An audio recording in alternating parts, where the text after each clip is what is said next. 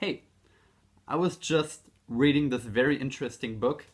It is called Thinking Fast and Slow by Daniel Kahneman. And it basically covers every single aspect about a field that is called behavioral economics. It is a field that tries to combine psychology on the one hand and economics on the other hand. And the author of this book, Daniel Kahneman, he actually won a Nobel Prize for the research that he did in that field. So today I want to share with you one passage that I just came across, and it is about loss aversion. Daniel Kahneman says here that losses loom larger than gains and that most people are loss averse. Now, what does that mean? It basically means that people care a lot more if they lose something than when they win something. You can see that, for example, on the stock market. People are kind of happy when they win some money with the stocks that they bought, but they go crazy when they lose some money. So that's what he means when he says that losses loom larger than gains.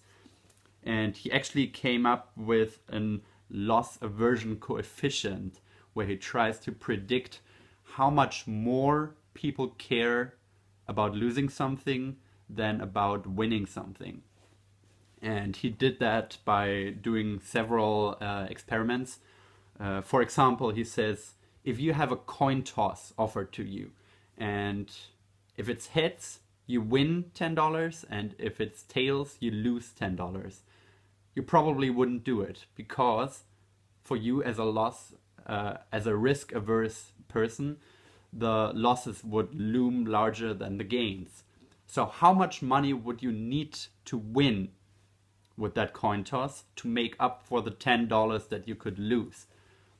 And for most people, the loss aversion coefficient is around 2.5.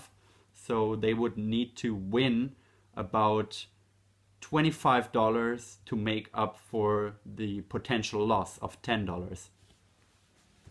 What was the very interesting passage, though, that I want to talk a little bit more about is that he says, I'm going to read that out for you. As you carried out the exercise, you probably found that your loss aversion coefficient tends to increase when the stakes rise. So if you can win more, but you can also lose more. But not dramatically. All bets are off, of course, if the possible loss is potentially ruinous, or if your lifestyle is threatened. The loss aversion coefficient is very large in such cases, and may even be infinite. These are risks that you will not accept, regardless of how many millions you might stand to win if you are lucky. Now, I find this a very interesting thought. It means that people are not willing to take risks that are potentially threatening their current lifestyle, even if they have the chance to make up for it 10 times, 100 times, even 1,000 times. And this, to me, really shows why there are not really a lot of people in life that are hugely successful.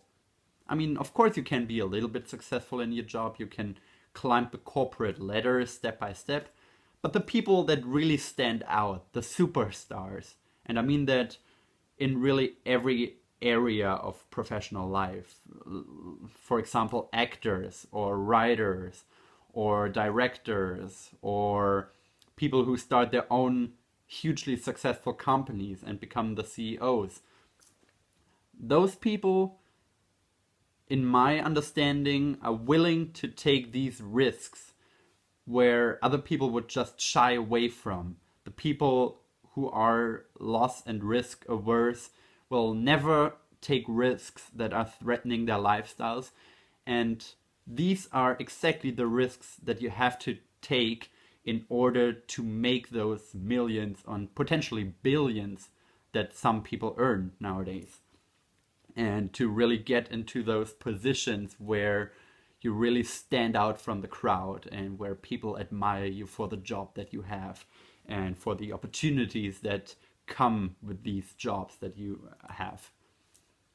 So these people, for example, actors, they go through years and years of not making any money at all, or just earning a little bit, going to casting after casting and getting denied and denied and denied. And they're really paying their dues. And they are actually, if you translate it into Daniel Kahneman's language, they are taking the risks that are potentially threatening their lifestyle. They accept a lifestyle where they basically live off of nothing, because they know that because they are taking that risk, they are also having this huge upside of enormous opportunities if they get lucky. So basically, what they do in their lives is they accept a coin toss where they risk everything they have, because they know it's not that much what they have right now, and they risk everything they own for the opportunity to get so much more, to really get to the top, to really be one of the celebrities, one of the Hollywood stars, one of the people that other people admire and they wish they could be. But they can't, because they're not willing to take the fucking risk.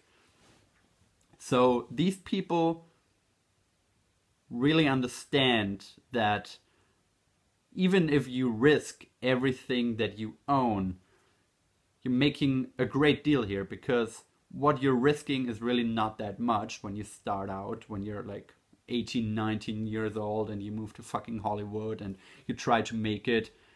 You don't have that much.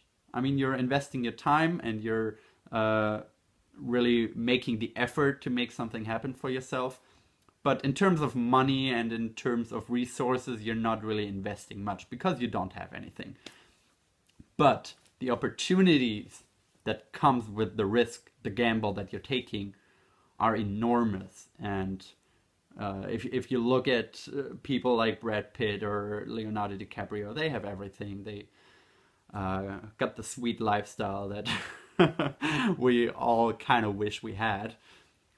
So there is this huge upside, and you're only able to get to that upside, to even get the chance to win that lottery, if you will, if you're willing to take the risk and risk more than other people are willing to risk. So these are just some quick thoughts that I had on Thinking Fast and Slow by Daniel Kahneman, and things that really I find inspiring. So talk to you next time.